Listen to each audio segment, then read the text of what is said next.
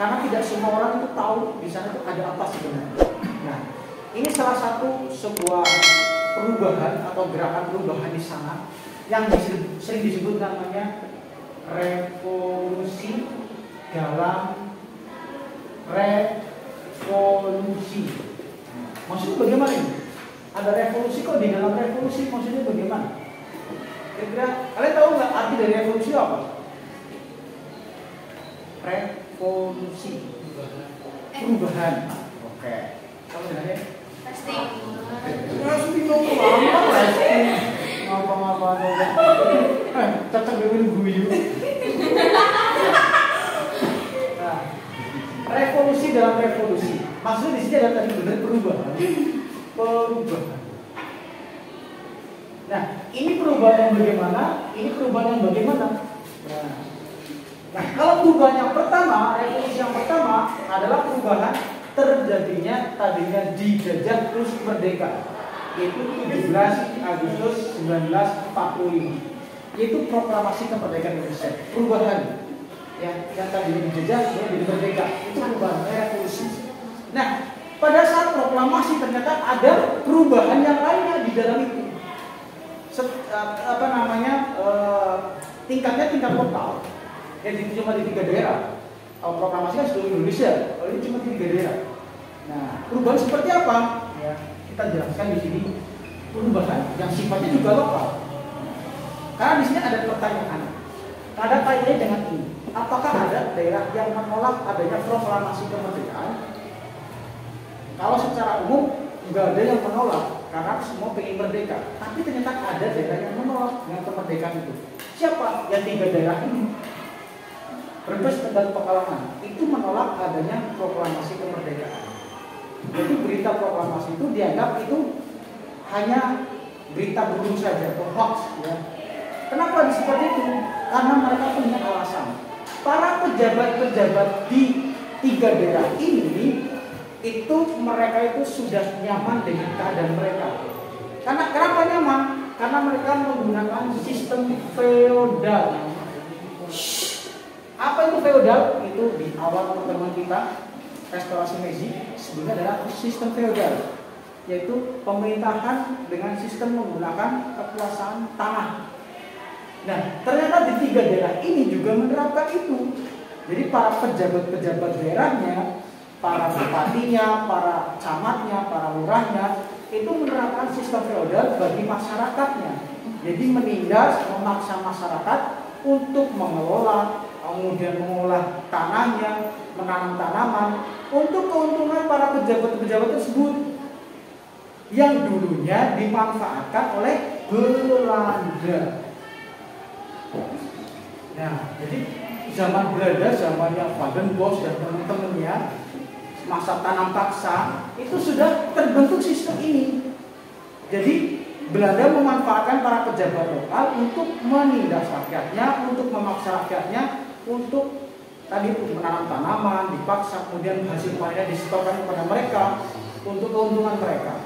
Nah, itu berlanjut sampai ke masa Jepang. Nah, itu juga dimanfaatkan oleh Jepang. Jepang memanfaatkan para pejabat-pejabat daerah tersebut untuk memperoleh keuntungan tadi.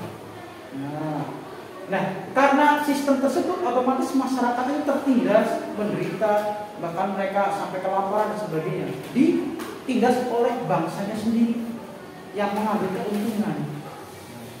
Itu kan luar biasa ya. Itu tidak punya rasa manusiawi ya. Masa bangsa sendiri dijajah sama bangsanya sendiri. Seperti itu. Nah, akibatnya karena masyarakat di 3 daerah ini mendengarkan berita proklamasi, maka mereka memberontak bahwa tidak ada lagi namanya penindasan karena Pak sudah merdeka. Tetapi para pemimpin di 3 daerah tersebut itu menolak, bahkan melarang adanya pengibaran bendera. Jadi bendera merah putih tidak boleh dikibarkan di 3 daerah tersebut. Otomatis mereka menolak proklamasi kemerdekaan. Kenapa? Kalau menerima, otomatis posisi mereka sebagai pejabat daerah akan terancam. 3 tidak lagi bisa memaksa masyarakat, menindas masyarakat, tidak lagi. Kenapa? Sudah merdeka. Nah, karena menolak menyebabkan masyarakat di 3 daerah tersebut itu semakin semakin marah aja masyarakat. Nah, semakin marah di sini karena apa? Tidak bisa merdeka, masih tetap dijajah oleh para pejabat lokal tersebut. Akhirnya masyarakat tersebut sambil diprovokasi, dipanas-panasi oleh siapa? Oleh komunis.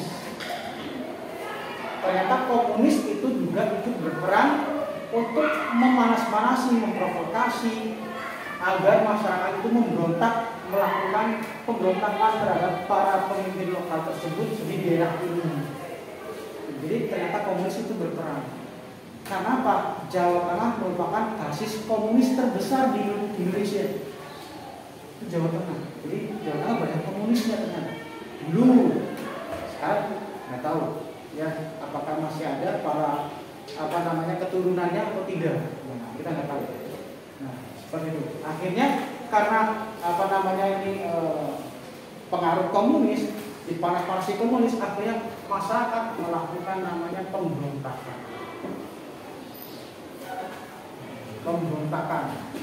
atau yang disebut namanya revolusi, meminta perubahan agar para pejabat ini diturunkan, diganti yang lebih bijak, tidak semena-mena terhadap masyarakatnya. Itu namanya revolusi. Nah, di tingkat daerah ini, 3 daerah ini.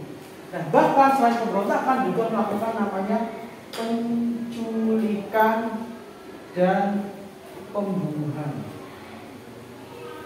Nah, kok bisa sampai menculik dan membunuh? Karena pejabatnya tidak bisa dipaksa untuk turun, akhirnya diculik dan dibunuh oleh masyarakatnya sendiri.